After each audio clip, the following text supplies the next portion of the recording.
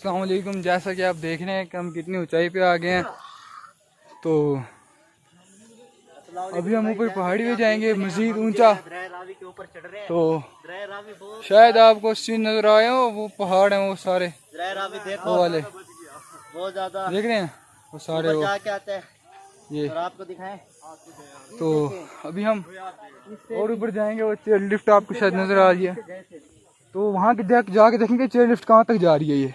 और अब हम जा रहे हैं तो रावी को देखने।